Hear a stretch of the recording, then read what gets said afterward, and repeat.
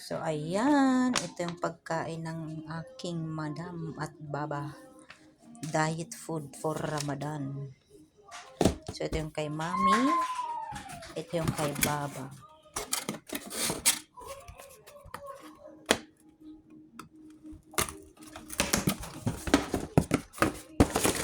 Yung kay baba.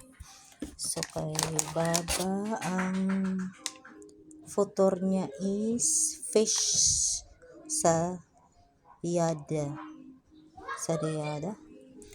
Tapos, suhur niya, creamy coconut lentil curry.